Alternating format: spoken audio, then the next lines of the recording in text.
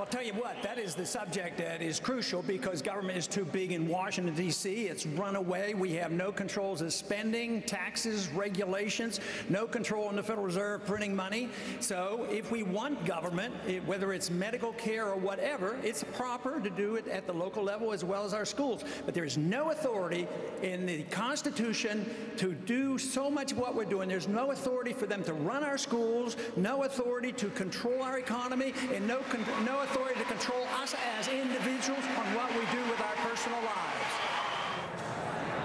And welcome back to Orlando, Florida, where tonight 9 presidential hopefuls took the stage to outline their vision for America. And among those contenders, Texas Congressman Ron Paul. He joins me now. How are you, Congressman? Thank you. Doing well. Now, last time you ducked me, we asked you to be on the program, and I saw you doing an interview right next to me. I'm glad you came on this time. Well, I did have another appointment that night, with my supporters. I have enthusiastic supporters. Oh, you have the most enthusiastic supporters. So I couldn't let them down. I feel very obligated But to you them. were sitting right next to me doing an interview when you were supposed to be here. You have a better memory than I do, so I don't recall exactly. By the way, you know where your son Randis was today? He was on Air Force One with President Obama. The only time I went on Air Force One, it was with Ronald Reagan. Is that right? I got to talk to him about the gold standard. Well, listen, you see the price of gold? Look, I was thinking about you. A lot of what you say, the role of government has gotten way out of control. They want to control every aspect of our lives. When you get into those libertarian principles, I agree with 95% of what you say. That's pretty good. All right, pretty good. For example, look at Bernanke and QE 5000. And, I don't think it's going to work. Right. I think it's government involvement. Your thoughts on what he was proposing earlier this week? Well, it's just more of the same, and that's all they know, and that's all Bernanke knows. If you study his history, all he said, he did all his research on the Depression, and he said the Depression wouldn't have lasted if they'd have printed more money much, much faster. But he didn't realize that they printed too much money in the 20s, caused the bubble, and that's how we got the Depression. So Greenspan started it by keeping interest rates too low. That was first QE. Then they had the emergency. Then they had the QE2. And then he said, we're going to keep interest rates very low until 2013. Now he's come up with another one. And the only thing he's ever offered is printing more money. And when you do that, you distort the market. The most important thing in a market is to have prices. Everybody knows wage and price controls are very, very bad. But we constantly accept the notion that the Federal Reserve can fix the price of money, and that's his interest rate. And it is key to the problem. Unless we deal with that, you can't deal with the problem of unemployment and savings and capital and all these things. That's why the monetary issue is so important. If you look at what Obama's doing, massive government stimulus, that fails. Massive government debt and deficits, that's hurting the country. Massive regulation, all these things you would fix. And I think you and a lot of the people up on that stage tonight were right. The only thing I always find myself in disagreement with you, and I don't understand, I want to really give you a chance to explain this. Why do you think we have no business or role in preventing a madman, Holocaust-denying guy like Ahmadinejad that wants to wipe Israel off the map, repeatedly states it, an enemy of the United States?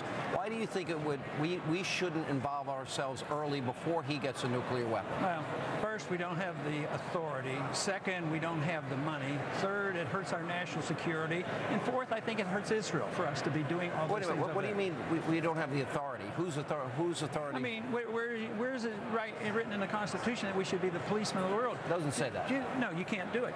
Yeah. So but we have the right to defend George ourselves. Bush? George Bush had it right in the year 2000. Remember, he said, I don't want to be a nation builder.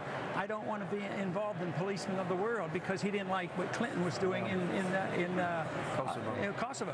So I just stick that. The founders preached that message. Don't go about the world looking for monsters to destroy. Besides, we don't have the money is the most important. I think that's really important. But is it a case that if we don't deal with certain threats now, we'll deal with them later? For example, as we watch the expansion of Nazism, eventually, obviously Pearl Harbor played a big part, but we were a part of beating back the forces of fascism and Nazism. Maybe had we gotten in early? Yeah.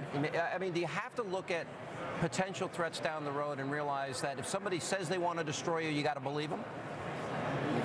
Yeah, but that's all war propaganda. We did that to go into... No, Ahmadinejad says it. He wants to destroy Israel in the U.S. Yeah, but so did Khrushchev say that he wanted to bury us, and he had a capability of doing that. Yeah. Iran is not a threat in a true sense of the word. They have really believe that? Let me finish the sentence. Yeah. They have a lot of oil, but they have to import gasoline. They don't have intercontinental ballistic missiles, and people like others, and maybe you're willing to go in there and aggressively attack a country, and they don't even have a weapon. You know why I am, and this is just a disagreement we have, because when he says he wants to annihilate Israel, his ties, he's fighting proxy wars against Israel right now by funding Hezbollah, Al-Qaeda, Islamic Jihad, the Muslim Brotherhood. They are already fighting a war against us in many ways and Western values, and it's just a matter of us recognizing it. But if we'd have followed George Bush's foreign policy and Ronald Reagan, he said that he left after Lebanon and the chaos. He says, those politics up there is so irrational. Yeah. He said that I made a mistake. He brought the troops home, and he said that if he'd have been more neutral in that area, those 241 Marines would have been still alive. So Reagan had second thoughts about it, and the founders preached it. And I think it's going to undermine our defense. I think what we're doing here it may not come to that. I think what we're doing is very dangerous to Israel. You know, this big fight in the United Nations.